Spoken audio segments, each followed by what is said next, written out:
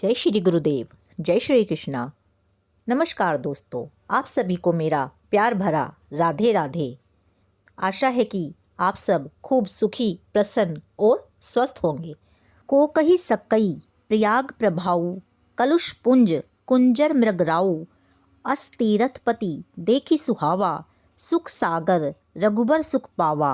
अर्थात पापों के समूह रूपी हाथी को मारने के लिए सिंह रूप प्रयागराज का महात्म्य कौन कह सकता है। ऐसे सुहावने तीर्थराज का दर्शन कर सुख के समुद्र रघुकुल श्रेष्ठ राम ने भी सुख पाया। तीर्थराज प्रयाग का महत्व इसी बात से पता चल जाता है कि जैसे भारत देश विश्व की आत्मा कहलाता है, उसी प्रकार तीर्थराज प्रयाग को भारत की आत्मा कहा गया है। जिस तरह से सनातन धर्म अनादि है, उसी प्रकार प्रयागराज की महिमा का भी कोई आदि और अंत नहीं है। पुराणों में उल्लेख मिलता है कि उत्कृष्ट यज्ञ और दान दक्षिणा आदि से परिपूर्ण इस स्थल को देखकर भगवान विष्णु और भगवान शिवजी ने ही इसे प्रयागराज का नाम दिया था। वाल्मीकि रामायण में उल्लेख मिलता है कि वन जाते समय स्वयं भगवान श्री राम ने प्रयागराज में स्नान करके बड़ा सुख पाया था। स्कंद पुराण, अग्नि पुराण, शिव पुराण, वामन पुराण, मनुस्मृति, वाल्मीकि रामायण और महाभारत ग्रंथ में भी प्रयागराज की महिमा का विस्तार से वर्णन किया गया है। प्रयागराज में त्रिवेणी के तट पर गंगा, जमुना और सरस्वती का अद्भुत संगम देखने को मिलता है, जो कि अत्यंत दुर्लभ है। शास्त्र तो यहाँ तक कहते हैं कि जहाँ गंगा, जमुना, सरस्वती तीनों का संगम हो, वह स्थान ब्रह्मलोक और विष्णु लोक के बराबर पूजनीय हो जाता है। गंगा, जमुना, सरस्वती के संगम का यह क्षेत्र अक्षय क्षेत्र कहलाता है। यही कारण है कि यहाँ किया हुआ धर्म कर्म हमेशा अक्षय रहता है, उसका कभी क्षय नहीं होता है। एक बार ऋषि मार्कंडेय ने युधिष्ठिर जी को प्रयागराज की महिमा बताते हुए कहा था कि प्रयागराज में स्नान करने वाले व्यक्ति स्वर्गलोक को जाते हैं। वह प्रयागराज में मृत्यु मोक्ष को प्रदान करती है। प्रयागराज की तीर्थ यात्रा जो भी करता है, उसे अश्वमेध यज्ञ का तुरंत लाभ मिलता है। तीर्थ यात्री के पूर्वजों की 10 पीढ़ियां मुक्त हो जाती हैं। तीर्थराज प्रयागराज की इतनी महिमा है कि स्वयं ब्रह्मा जी उत्तर से प्रयागराज की रक्षा करते हैं। भगवान विष्णु प्रयागराज की वेणी माधव के रूप में रक्षा करते हैं, तो शिवजी भगवान बरगद के रूप में प्रयागराज की रक्षा करते हैं और इंद्र तो हमेशा प्रयागराज की रक्षा में रत रहते हैं।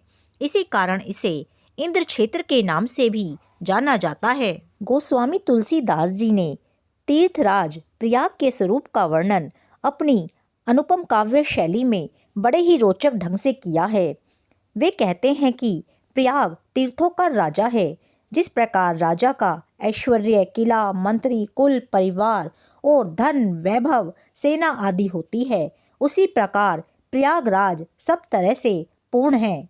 एक राजा की तरह प्रयागराज की शोभा का बखान करते हुए तुलसीदास जी कहते हैं कि तीर्थराज प्रयाग की पत्नी है श्रद्धा और उसका मंत्री है सत्य। राजा के प्राण प्यारे सखा हैं श्री वेणी माधव और राजा के खजाने में जो 4 पदार्थ हैं, वह है धर्म, अर्थ, काम और मोक्ष। यह पुण्यमयी प्रदेश ही आपका राज्य है और यह अगम क्षेत्र ही आपका किला है। जिस प्रकार राजा की सेना होती है, उसी प्रकार आपकी सेना है संपूर्ण पृथ्वी के तीर्थ। और जिस प्रकार राजा का सिंहासन होता है, उसी प्रकार आपका भी सिंहासन है त्रिवेणी संगम, और जिसके ऊपर अक्षयवट रूपी छत्र लगा हुआ है। साथ ही आपकी 2 चंवर हैं, एक सफ़ेद चंवर हैं श्री गंगा जी और दूसरी चंवर हैं श्री जमुना जी। साथ ही आपकी प्रजा है साधु संत जन, जिनके मनोरथ आपकी कृपा से पूर्ण हो जाते हैं। और यदि बंदीगणों की बात की जाए तो इतिहास, स्मृति, पुराण और वेद आपके बंदीगण हैं, जो आपके गुणगान का हमेशा ही बखान करते रहते हैं। प्रयागराज की महिमा बताते हुए तुलसीदास जी कहते हैं, यदि पाप मतवाले हाथी के समान है तो तीर्थराज प्रयाग मतवाले सिंह के समान है, जो अपनी दहाड़ से पाप रूपी हाथी को तुरंत भगा देता है। और सबसे बड़ी प्रयागराज की महिमा है कि स्वयं भगवान राम भी तीर्थराज प्रयागराज में स्नान करके प्रसन्नता महसूस करते हैं। वास्तव में यह तीर्थराज प्रयाग अत्यंत ही फलदायी और पुण्यकारी तीर्थ है। जब यहाँ पर महाकुंभ जैसे मेले का आयोजन किया जाता है तो इसकी सुंदरता और महत्ता में और अधिक चार चांद लग जाते हैं। तो आइए हम सब भी प्रयास करें कि जीवन में कम से कम एक बार तो अवश्य ही प्रयागराज होकर आएं और इस पुण्यमयी तीर्थ के दर्शन करके अपने जीवन को सार्थक बनाएं। आशा है कि आप सभी का इस महान तीर्थ पर जाने का मनोरथ जल्द से जल्द सफल हो। इसी आशा के साथ आपको मेरा जय श्री राधे, जय श्री कृष्णा।